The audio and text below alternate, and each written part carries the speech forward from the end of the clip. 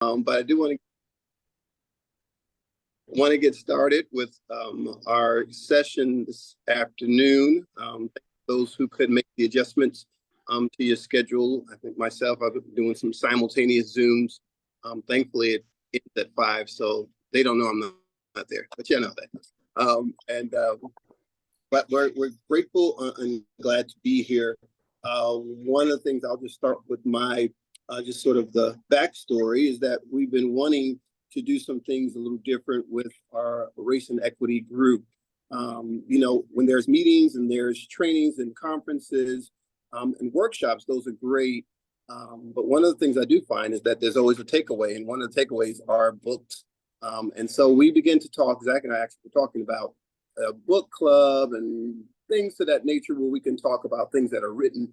But it's rarely that you actually have an author to help you dispel some of the things, or at least look into, where to start, what might be a good piece to take with you, what might be a good thing to do relative to that issue. And so we were looking around, and one of the books that came up was by Kamau and Kate Schatz. I hope I said that right. And we'll hear more about that. But that was one of the books that came up, and I was hoping that we could even speak with the author more, not just to the end of the book, but also there are some things that we're dealing with, organizations of racial equality, equity. We've gone through COVID and vaccination shots and all the disparities that one might find. But I believe that this is a good opportunity to propel us forward when it comes to what we can do, how we can be an advocate for change, how we can be instruments of change ourselves. Where does it start? And so the book that one of the books that we talked about recently was Do the Work. I just like that title in and of itself. Always there. Thank you. And so it's one thing to talk about it, but it's a whole other thing to actually do it. And it does start with us. So all the organizations represented, and whether it's the board meetings or our general meetings, all the organizations represented in what we do in disaster relief. It is important to know where we are from that end. I'm gonna stop there. I'm excited and thankful for our guest today, and again for this conversation we'll have. I'm gonna stop there and pass the mic over to Richard to introduce our host, our guest today. Hi. I think you already did a sterling job there of introducing our guest presenter, Kate. So, author of many things, but most pertinently for our Racial Justice and Equity Committee, Do the Work. So I'm gonna let you introduce yourself, I think, if that's all right with you.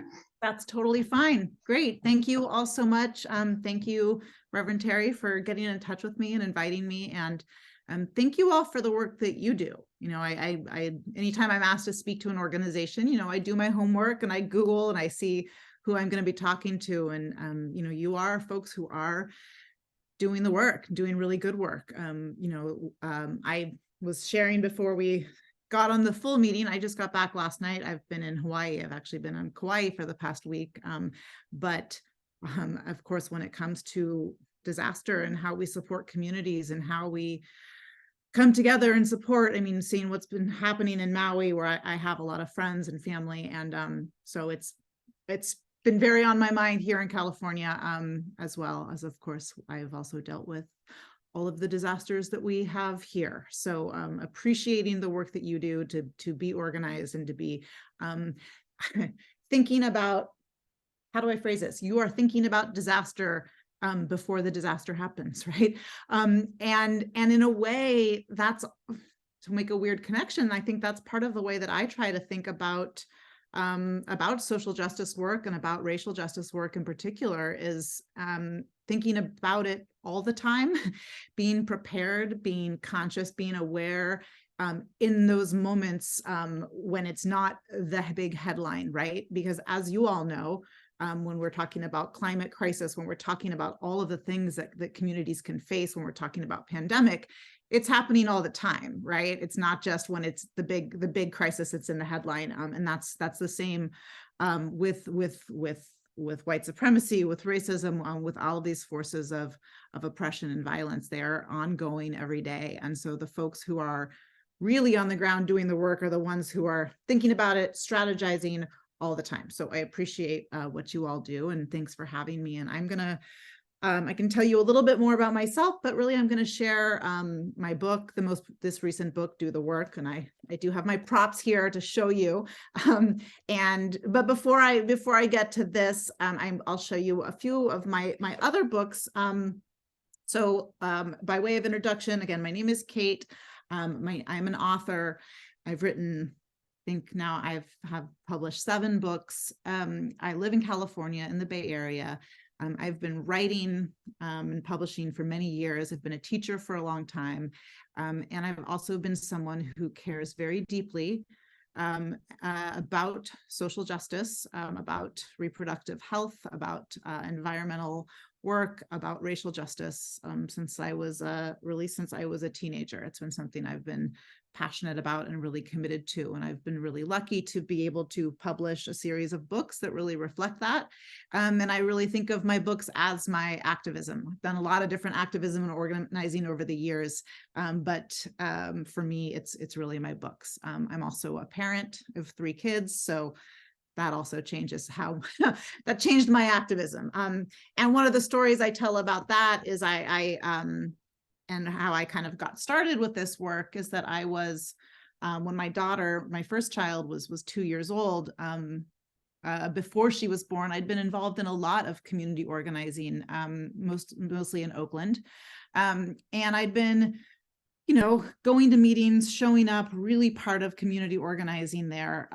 And once I had my daughter, I remember during the Occupy movement, I was initially very involved in the Occupy movement in Oakland and seeing all of these different groups come together and doing some really incredible work. And I was home and I had a baby, and I was realizing I couldn't be out in the streets. I had friends that were running from the cops. I had friends that were, doing some pretty hardcore activist work. And that didn't feel like it was a safe place for me anymore. It didn't feel like the work that I was going to be doing. And I'd always been writing and publishing. And so one day I got the idea when my 2-year-old was taking a nap, and I thought, what if I did an A to Z book for kids, but it's about really cool, fascinating women from history that most people haven't heard of? And I thought, well, that actually might be a good idea. So I worked on it, and that became my first book. So I'll do a little show and tell. So my first few books were actually books for young people. And then I quickly realized that they're kind of for people of all ages. This book is called Rad American Women, A to Z. And like I said, it's an A to Z book of women from American history with a focus on women who don't usually show up in the history books. So racial justice has always been at the core of my work, even if it's not an explicitly anti-racist book. This is a book where you open it up and A is for Angela Davis. So right away that this is not, I always say, this is not Berenstein Bears, this is not Frog and Toad, it's not your average children's book. I see someone in the comments happy to see that Y is for Yuri Kochiyama, the great organizer, the great New Yorker, good friend of Malcolm X, incredible advocate for Puerto Rican independence, for education, incredible woman. And I've had the honor of meeting her daughter and granddaughter who live there in New York City. So this is kind of how I got started in this. Flipping through, you see Dolores Huerta there, you see Ella Baker. And I often share the Ella Baker page because I do a lot of visits to kids, to schools. I go and speak about my books, and they always ask me, the number one question I get is kids say, and adults too, they say, is R for Rosa Parks? And I say, no, it's not. And it's not because Rosa Parks isn't an amazing person, but it's because she's the only woman in the civil rights movement that most people have heard of. And then I often say, can anybody else name another woman who was involved in the civil rights movement? And too often they can't. So I say, that's why E is for Ella Baker. So you can learn about somebody else who worked with Rosa Parks, who worked with Dr. King, and we can learn about more people. So that was really the goal of this book, was to just expand who we know about, what histories we learn about. This book turned into a series. I wrote one about women from all over the world, Rad Women Worldwide. And then I wrote this one, Rad American History A to Z. As my son says when he saw the cover, Mom, there's men in this book too. He got really excited. So I said, yeah, look, there's Colin Kaepernick on the cover, and there's Dr. King. That was exciting for him. So this book is another A to Z book. We go A to Z, but each letter of the alphabet is about a different movement or moment in American history when people came together to work for change, to work for justice. Actually, speaking of Occupy and New York City, Z in this book is for Zuccotti Park. And that was us being clever, because I didn't want O to be Occupy, because O was already for our bodies ourselves. So I thought, Zuccotti Park was the park where Occupy in New York was. So that became that story. So this book begins in this one. We say Z is for Zuccotti. A is for, I'm flipping through my pages here. A is for Alcatraz. So we start here on the West Coast, and it's the story of the Native American college student activists who came together and took over and occupied Alcatraz Island here in San Francisco in 1969. So that's this book. This book came out March 2020, which was a terrible time for humanity, also a terrible time to launch a book. This book coming out actually leads to this book. That's the one I'm going to mostly talk about. I did a book launch for this party when it did a book launch for this book right when it came out, which was just before the COVID shutdown. It was the last party most of my friends went to, but my good friend Kamau Bell did the event with me. He was the host. So Kamau, if you're not familiar with Kamau, he's a stand-up comic. He's a television host. For a number of years, he's hosted the CNN show United Shades of America, where he travels around the country having incredible conversations with people. It's a phenomenal show. He does phenomenal work. He's a director. He directed We Need to Talk About Cosby, the award-winning film that came out last year, documentary about Bill Cosby. And so Kamau is also a good friend of mine. Kamau is a super tall, straight Black dude. I'm a medium height, gay white lady. We've been friends for years. We're both involved in racial justice work, activist stuff. We're both parents. We both live in the Bay Area, and we're both fans of each other's work. He likes to read these children's books to his daughters. I've been watching his stand-up for years, and we became friends. So he hosted this book party for me in March of 2020. Several months later, in May of 2020, as we all know, the world saw the murder of George Floyd on our TVs, on our screens. And then we experienced the uprising, reckoning, so many different ways we can describe that time that followed it, right? And one of the things that happened in that time, when suddenly we were all at home on lockdown, seeing this video, all of these people suddenly being attuned to police violence and brutality faced by Black and Brown Americans in particular, suddenly everybody was paying attention. And I got a email from my friend Kamau about a week after the video of Floyd's murder went public. And he said, can you help me with all of these white people? And that was what the subject line said. It said, help. And then he said, basically, he had all of these people coming to him, white people. And he said they were, in particular, it was a lot of, as he called them, fancy white people. So his Hollywood friends, people who had money, people who had privilege, and they wanted to know, what can I do? Like, oh my gosh, I saw this video. What do I do? Kamau, can you tell me what to do? He was also getting booked on all of these late night talk shows. People that had never wanted to book him before suddenly wanted the Black guy to come on and explain what was happening. So he sent me an email and said, can you just help me deal with them? I don't know what to tell them. I've been talking about this for years. Can you be a white person who talks to them? I said, Yes, absolutely. One way I like to describe it, and that he and I talk about it, is that he kind of tapped me in. You think about, you're playing a sport, you're doing a game, and you're just exhausted and you're tired, and it's time to tap out and tap someone else in. So he tapped me in. He started directing people, just talk to my friend Kate, she'll tell you what to do. This led to a series of events. He ended up going on Conan O'Brien's show, and Conan wanted to have a conversation and understand the moment. And Kamau and I strategized about what he could talk to Conan about. I ended up getting the chance to go on Conan and also talk to Conan as a white person trying to talk to another white person about how we can think about and strategize around racial justice. It led to a pretty high profile media moment for both Kamau and I, and that was why we decided to write a book. Like I said at the beginning of my talk, for me, books have always been a powerful form of activism.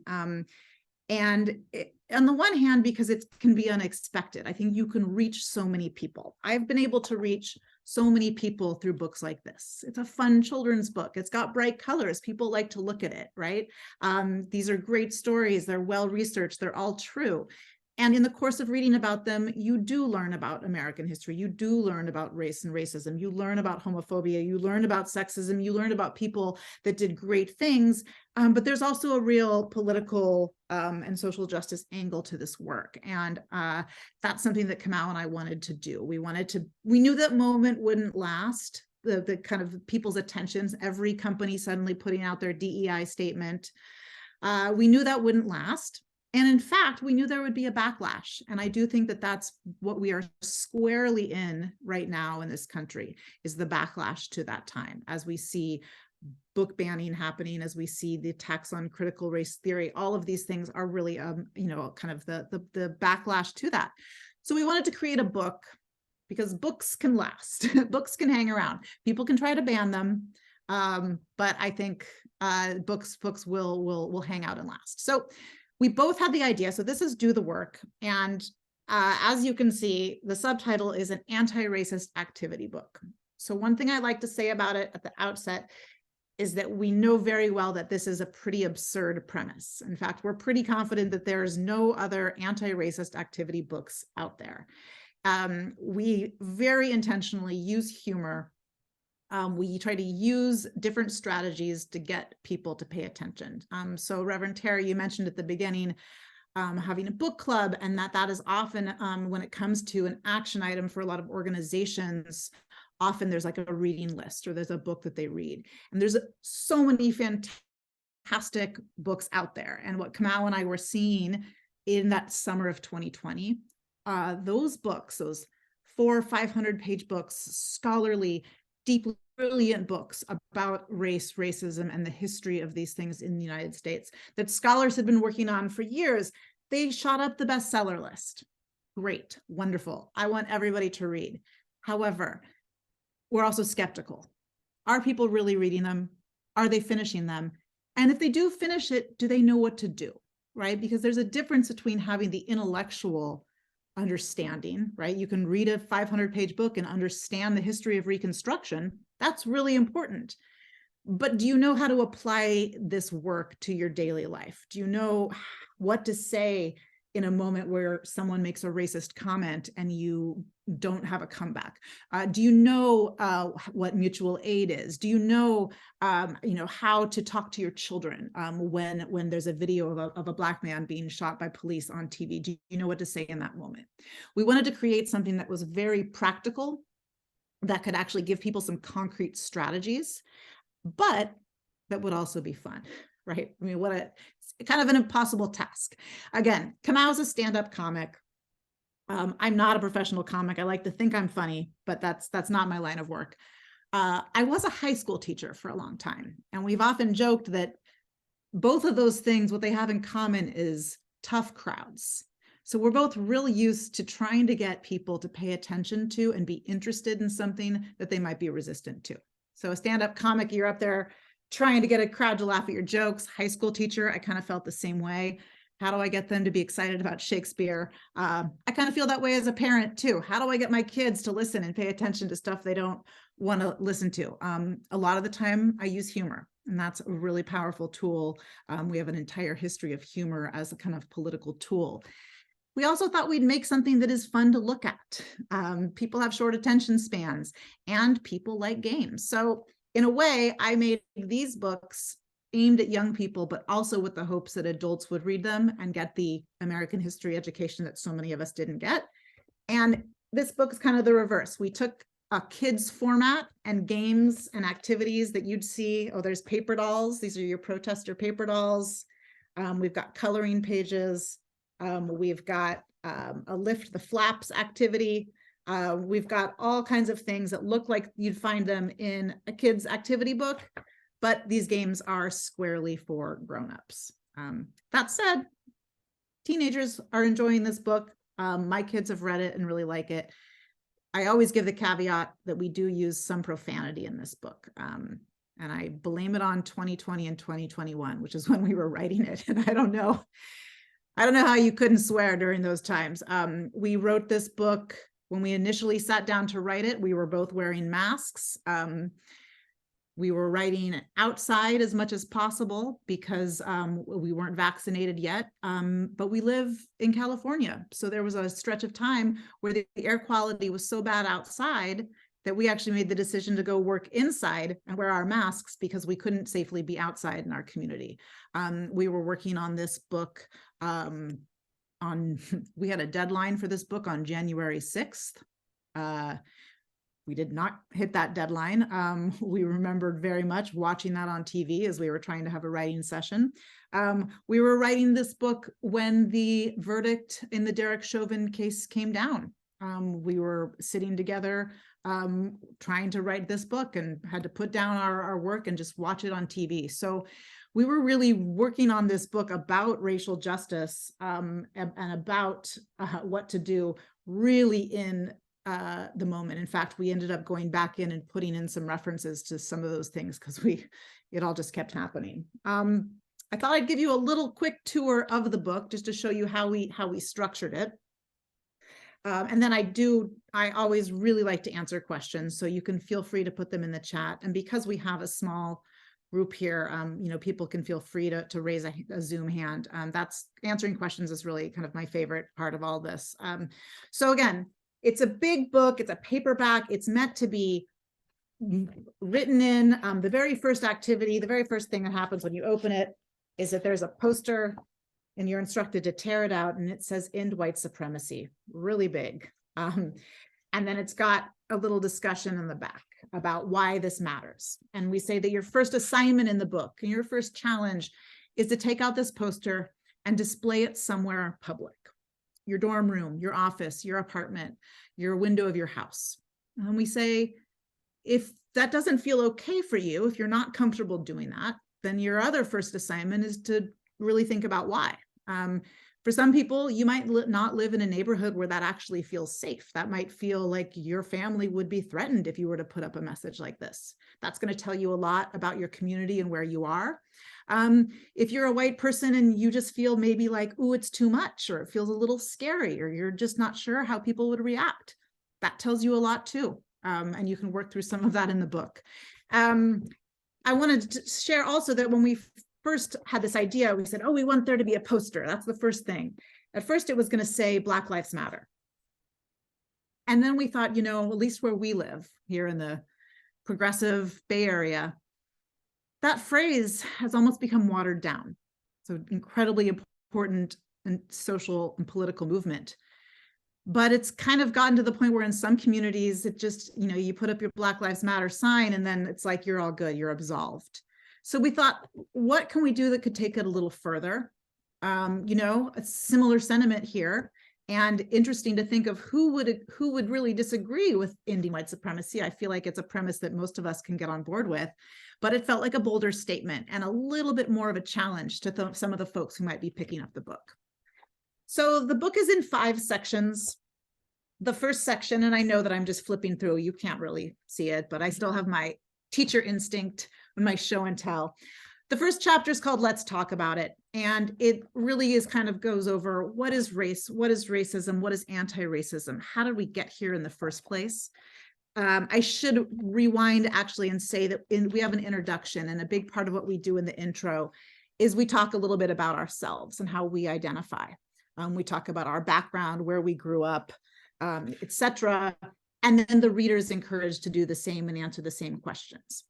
One of the questions we answer that I always like to point folks to, it's the last one in this section, is Kamau says, I first realized I was Black when, and he answers it.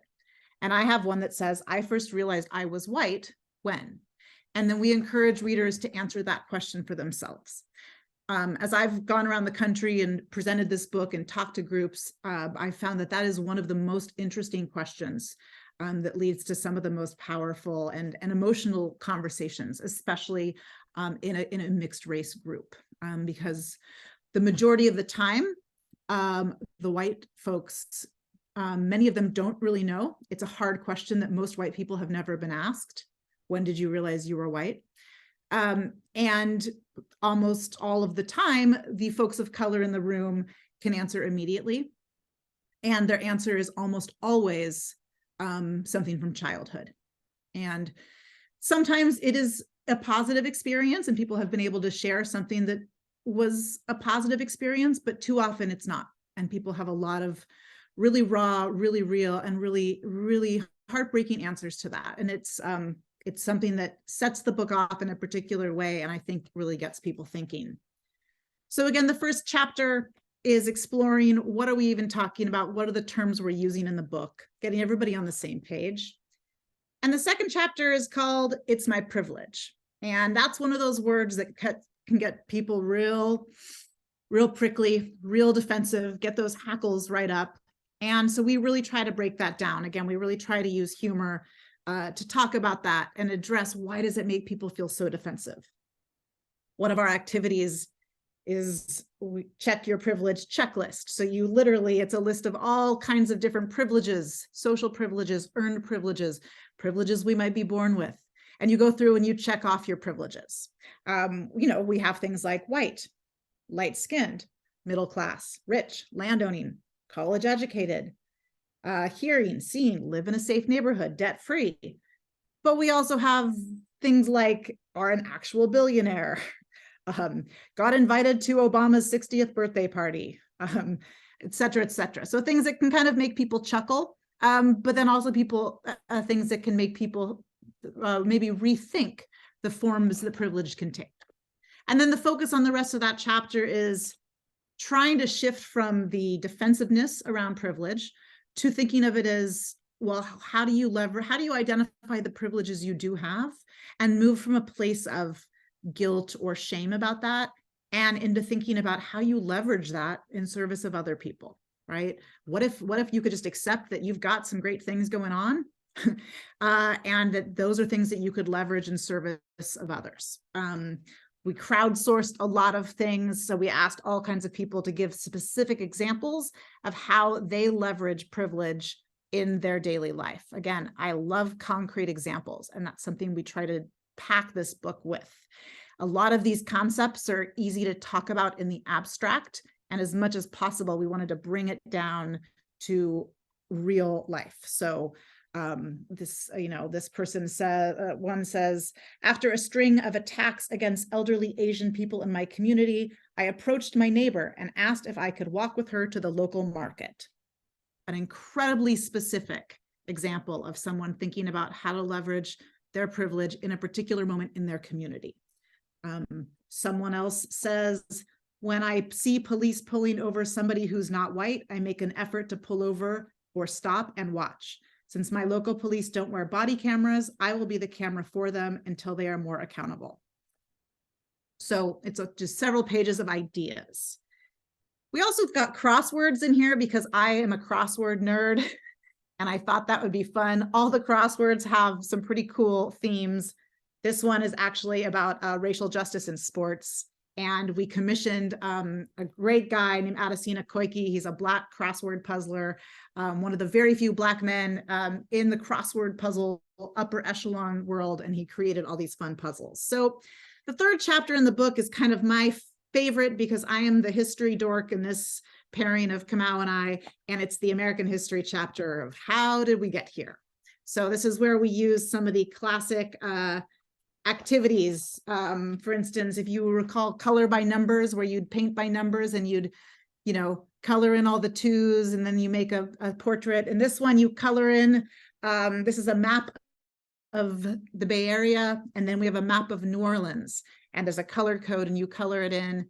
And then what you've actually done is colored in the HOLC maps from the 1930s, and you have a whole lesson on redlining. And so this is an actual coloring lesson about the history of redlining, and then basically what that has led to in terms of economic disparity, housing, loans, finances, generational and inherited wealth, etc. So we make it a coloring activity, and then you get the other lesson. That's actually followed by a color by numbers, or rather connect the dots. So we use the connect the dots activity, and the dots that you're connecting are actually congressional districts. And it's a lesson in gerrymandering and how communities of color and poor voters have been X'd out through the gerrymandering process in various parts of the country. One of the other activities that I like to share is this one is called Jim Crow or Jim Foe. And each of these is a different law and from American history, from the Jim Crow era. And you have to identify which of them is the foe, the Jim Foe. This is us being ridiculous with our humor. Which of these was an actual law during the Jim Crow era, and which of these did we make up? I won't spoil it for you by telling you the answer, but that's one of the activities.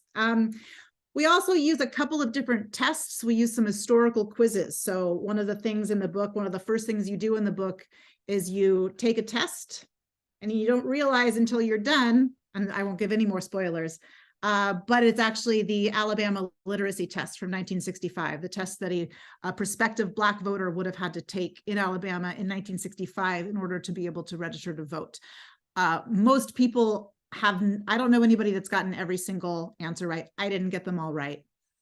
And it's from 1965, which was the year that the Voting Rights Act passed. So that is the year that tests like that became illegal. All right, so we also have a real fun, actually, one of my favorites sections. This is actually a section, and this is in the history chapter, because we didn't want it to be all the terrible histories, right? I am very invested in also celebrating the radical histories, the good histories, the people that did the work, right? So this is a huge coloring page, and it's all of these names of all these different activists. And this is just your time to color it in and learn about these people. So you've got bell hooks, you've got the Brown Berets, you've got Hanani K. Trask, you've got Tony Cade Bambara, you've got Mother Joan, all kinds of people in there. And that's a fun activity. That it's a nice little palate cleanser after reading all the terrible stuff. And so the 4th and 5th chapters are the ones where I say, if you just want to read this book and know what to do, because we did promise we'd tell you what to do, skip to the 4th and 5th chapters. The joke I often tell is that when I first became a parent and I was trying to figure out how to get my infant to sleep through the night, I would buy all these baby sleep books that were like 400 pages long and filled with really great research about the science of sleep. And I was always like, I'm exhausted. Where's the part that just tells me how to make the baby sleep? So I say, if you want to, I don't want you to skip this stuff, but if you want to get to the part where we say, here are some things to do, that is toward the end of the book. So chapter 4 is about, what do I do? We've got activities like how to make a sign for your house, whatever issue you're concerned about. We have a section on how to talk to people, how to have hard conversations, how to apologize, what to do if you get it, rather, what to do when you get it wrong. And that's one of the things we talk about a lot in this book. So often people let the fear of getting it wrong stop them from taking action, from speaking up, from standing up for something. And so we try to present the idea that the question's not what if I get it wrong, but what do I do when I get it wrong? Because we're all going to get it wrong. We're all going to say the wrong thing, use the wrong term, make an assumption, use the wrong pronoun. We are all human. We're all going to make errors. The work is to really think about it and to be prepared to make repair, to recover, and to use those moments as a chance, again, to make repair with the person who was harmed and to learn and do better the next time. If we just freeze up and freak out and think that we're the worst person ever, that doesn't help anybody. So we go over some strategies for, how to do what a genuine apology is, how we can learn in those moments. And then the fifth part of the book, the final chapter, is the how do I actually just keep going and keep doing this? Because that's something we hear about a lot too, is burnout. I think for a lot of folks, especially a lot of white folks in 2020 who had their wake up moment, bought all the books, joined the anti-racist groups, then took the DEI training at work, I think there was a pretty rough realization after a while that this is actually like a lifelong process. I've often felt the same way about all the people who were shocked after Trump won in 2016 and all the women who showed up to the Women's March and then have been like, wait, it's not better yet. And this is part of the heartbreaking slog of this work. And I think you all probably know that. And this is a long-term situation. Once you see it, you can't unsee it. And that work of how do I keep going when things even seem to be getting worse, I think is a real core thing for people to be thinking about and talking about. So we try to go over some strategies at the end of the book for how do you pace yourself in this long, very often unpleasant ultra marathon. It's definitely not a sprint. So we've got, how to make it a recurring thing in your calendar, how to have an accountability partner who, helps keep you focused and on track, how to take breaks when you need them, all of those things. And then at the very end of the book, we have a big list of actions that you can take where we crowdsourced over 100 different suggestions of things you can do in your home, in your community, in the world at large, to make some kind of difference.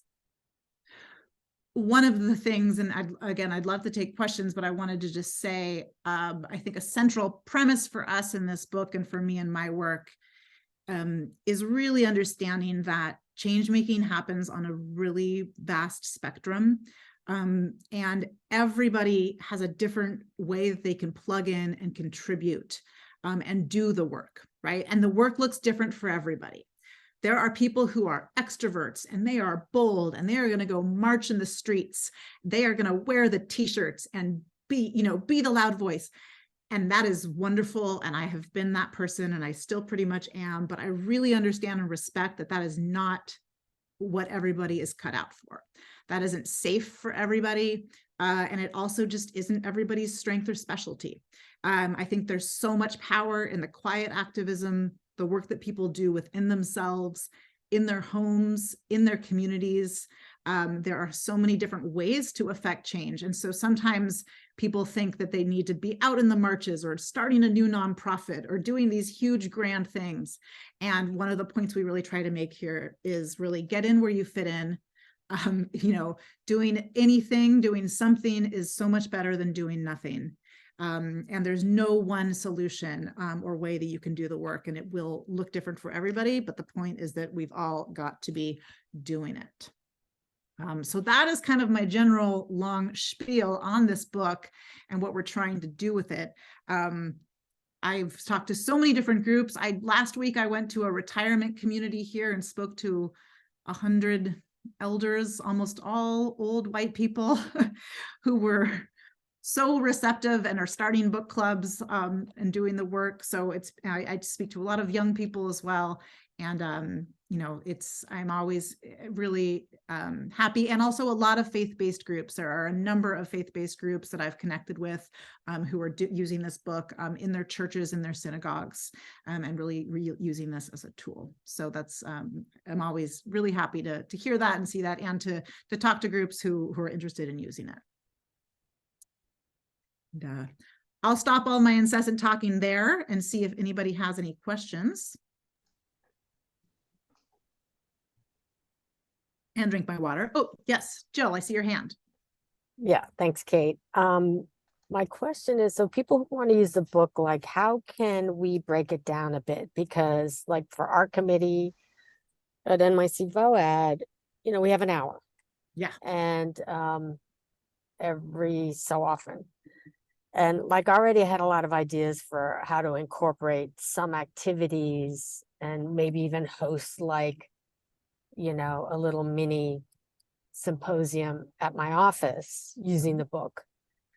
Of course, I'm lazy and want to ask you if you have already chunked it out and if you have like a curriculum guideline other than the book. I mean, I can do it and I can copy the coloring pages and stuff because I'm not going to be able to get like my whole office to do the book, but I already see where there could be a lot of applications to break it down into smaller chunks. Yeah. Great question. You're not lazy, you're busy.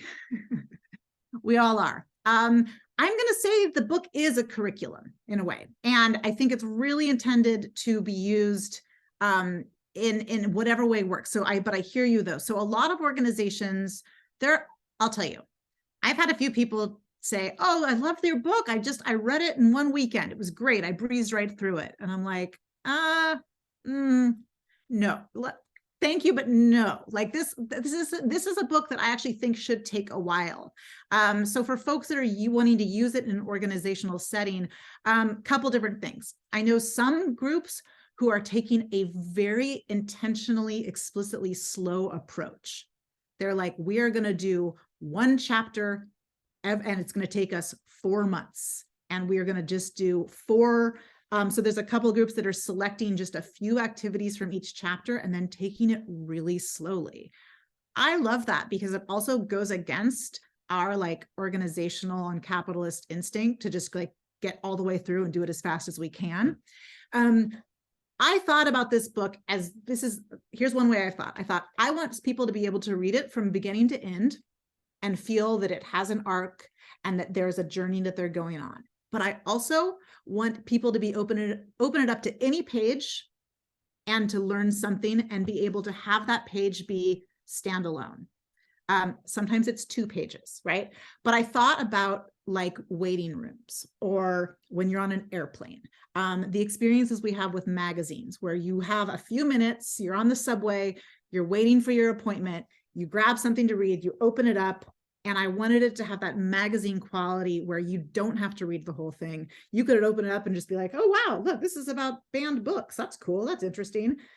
If you're excited and you want to keep reading, that's fantastic. But I want people to get little bite-sized chunks. So all that is to say, you might consider going through it on your own, choosing kind of the best activities and just doing those. And folks might just end up reading more. But I agree, it's too much. We packed it because we also knew that people would just skip over. Some people don't like to color. You can just skip over those pages. You don't have to color. Maybe you hate quizzes. You can skip those. Find the things that you think will work best for your group and use those.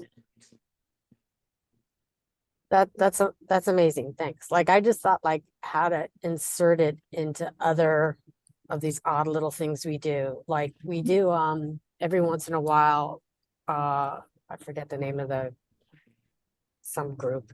They sponsor like a craft day. Okay.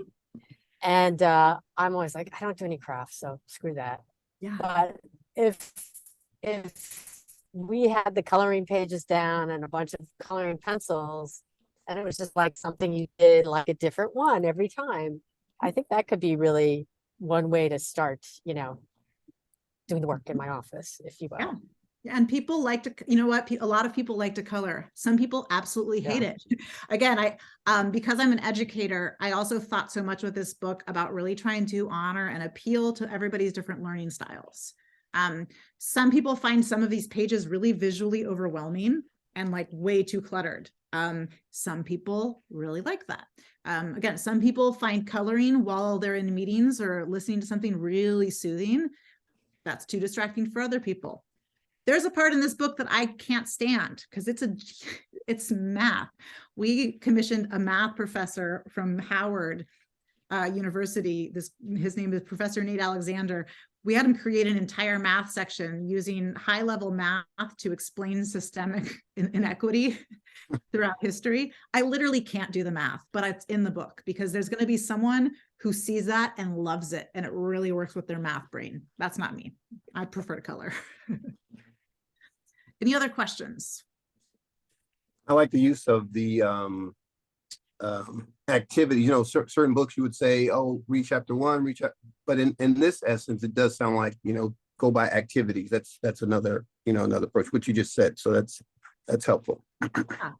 And you know what I didn't mention also, because there's so much in here, is the book is what threads the book together is a conversation between Kamau and I.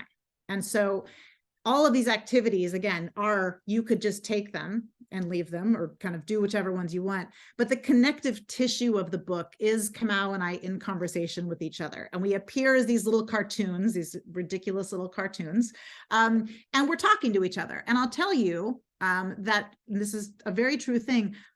The majority of the dialogue between us in this book is real conversations that Kamau and I had while we were making this book. Now, it's been edited to have it look nice and make sense and be grammatically proper, but this is really the conversation that he and I were having as we wrote the book. We would just kind of get together and brainstorm and talk and turn on our voice recorder and then dictate it and type it up and then edit it. So that, I think, is part of it that's like, you know, that's to be read on your own. Again, the activities you can do as a group. And I think that's also where some of the realest talk in the book happens, is the conversations that he and I have. And we structured it that way, one, because it let us be kind of funny, but it also models a kind of way of having conversation. So even though it's on the page, you're not actually watching us. If you read it, you'll see I try to model how, as a white person, to be in conversation with a Black man and to hear him and to just listen. So there's parts where he'll get really worked up and he'll talk about something really intense that's happened. And we tried to use that space to model how you can reply, right? How to not say, oh, something similar happened to me, right? That way, you know, or to be dismissive, to really try to model saying, wow, thank you for telling me that. I'm so sorry that happened, right? So that's kind of part of what happens in these interchanges that happen throughout the book.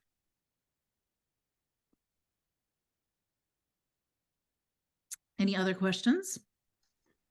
I mean, related to what you just said, out of making the book together, what did you, as the white person with the higher level of privilege in that team, and not that you were more privileged on the team, I mean, going into it, yeah, anyway, what did you learn about ways to receive criticism from someone who you know likes and enjoys you, right? Mm-hmm. Yeah. Were there times that he had to call you out for something that you weren't aware of, and how do you make that a useful, productive experience for you, and not only hurtful or annoying or whatever else you may have felt? Yeah, no, I really appreciate that question. And I think, you know, I think a lot of the relationship that he and I have as collaborators is one that came out of friendship and trust. And so we did not have a lot of moments where we really had to call each other out. And again, I think that's because we had a lot of trust. He'd really watched me in action for a long time and trusted that I could do this with him. And I had that as well. I think our approach, there were definitely times when both of us didn't like the other person's ideas, but our approach was really like, if you really believe it, if you think this is a good idea, you go and follow it through, and let's see how it shakes out. I'd say, I guess in a way, it was less him really calling me out and more if he had a hesitation and was just kind of like, if you think that's a good idea, like, give that a try. And it made me reflect and be like, oh, I don't think that's the best idea. So I think that's kind of more how it happened with he and I. I think that, again, that listening, I think, and really, really monitoring my responses, I think was probably one of my biggest learning experiences with this, of hearing him, and because the process was very emotional and it would bring up real personal stuff as we were writing. And so I also had to really work on my kind of like know-it-all response to things. I think that was one of my biggest learning. I think, and this is, I think a lot of white folks come to this process with a lot of, again, intellectual knowledge, and making that shift to really respect and prioritize and center experience, right? Like I would have times where I would want to like outdo him because with my like historical like fact-based understanding, like, well, yeah, well, I know all about that, you know, it happened in 1957, you know, and he'd be like, yeah, my mom was there, yeah, you know, that happened to her. And so that was, I think, one of my biggest learning experiences from that relationship, was shifting from my brainy approach to just stepping back sometimes and just putting that on hold and really just honoring his lived experience, and that of his family. Kamau's mom lives right near him, and was present at a lot of our writing sessions. And I think one of my times, she's 87 years old. She loves to talk about her age. So I'm permitted to share her age. She grew up in Indiana, faced, I mean, enormous in a neighborhood where the KKK was very active. She's a writer, an author herself. She's amazing. I think one of my most nervous moments with this whole book is when we had a draft on the table and I was working, and she came into the room, walked in, picked it up, and she just started reading it. And I was oh my God, she's reading it. And I wanted to say all these things, and I just kind of sat there and waited. And then eventually she laughed, and I was like, yes, all right. But again, that was really special to get her kind of approval and blessing. And I know that we are almost at time for your meeting too. So I want to see if anybody else has another question. I don't want to take it all up with my storytelling.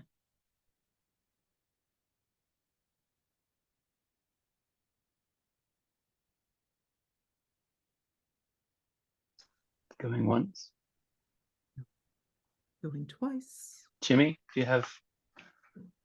No, I'm glad you asked that question, Richard. That was the one I was actually gonna make you ask to put it that way. But Rich and I were talking, and that was the question, you know, about being that person in the room. So yeah, no, it's great to have that knowledge base. You know, it's sort of like when you see the video and person being arrested, and then of course there's the comments, several comments where that person says, well, why don't they just comply with the officer? Yeah. Yeah. And so what you said just sort of put it all together, and it's that type of thing. But I do believe that I was speaking with one presenter that she did a workshop, and she's part of that justice and all. And one of the things she was talking about was, we were talking about cultural competence. And it's one of those things where, okay, so do you take a group of white people and just tell them, hey, don't say this, don't say that? Right. Or do you actually learn about, back to what you said, I think learning about the, I don't want to use the word sensitivity, but, you know, the embracing of one's experience, you know, as opposed to just you're walking around with eggshells in your office and racism still exists. So, but no, you brought some great, I think, great valid points. And, you know, I definitely, I'm excited to implement these activities, even if it's the one question, you know, when did you first know you were Black, or when you know your wife? I think things like that.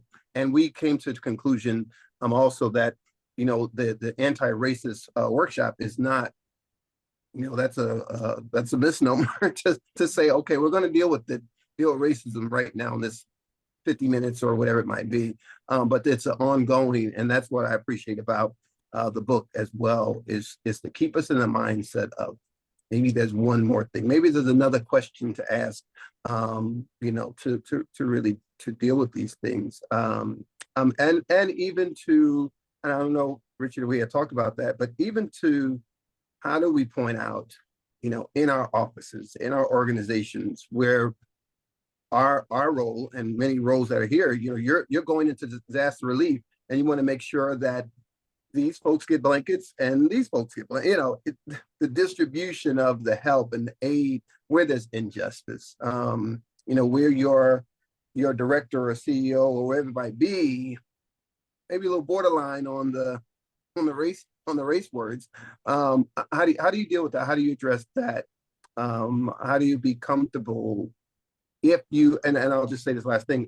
One of the things that we did with race and equity is we created a covenant, and Richard or Zach, you can correct me on how that's phrased, but it was a covenant agreement for organizations to really say, hey, we're about justice in all these areas, and male, female, whatever it may be.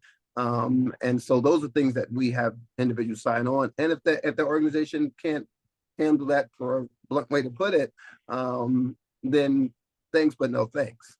So that is one of the things we implemented. Richard? And that it's a real consequence, because we have had a national organization refuse to sign it, who that organization is not a member of New York City VOAD as a consequence of not signing our anti-discrimination pledge. Yeah, well, kudos to you for doing that, and I do think that as I've mentioned many times, I like concrete examples and I like specificity. And I think that the more that we can do that in this kind of work, because when we water things down, when we make it, appealing to absolutely everyone, we make it too safe, right? I think that we are in a moment where it's actually essential to really proclaim what an organization stands for, right? Again, like in white supremacy, I'm on board 100%. And if that's too bold of a statement, again, that's an interesting thing for folks to unpack, but to me, that is a great statement. I'm happy to have that sign in my window. Right. Yeah. Thank you so very much for your time today and your insights and the book. Yeah. Absolutely. If feel free to reach out if you have any more questions, or if you want to, also, if you do in any of your groups, if you end up using the book, we love hearing from people. So, we'll post stuff on our social media accounts. We've had some pictures of, people in their church groups with all holding up their coloring pages that they've done. That's always really fun to see. So, keep me posted and let me know how it's going. If you have a preferred contact details that's shareable, let us know. We'll share it with the membership, with the mailing list. Reverend Terry, do you have last words for us before we sign off for a month? No, I'm just glad to bring the animated picture to life. But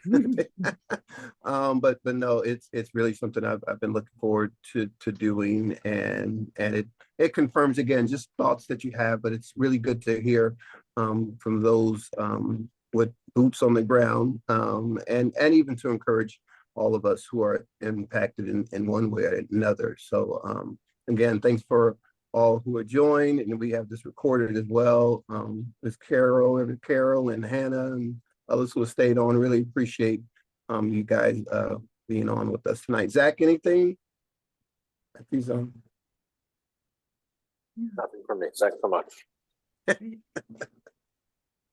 Thank you all for your work, and may you and your communities stay safe.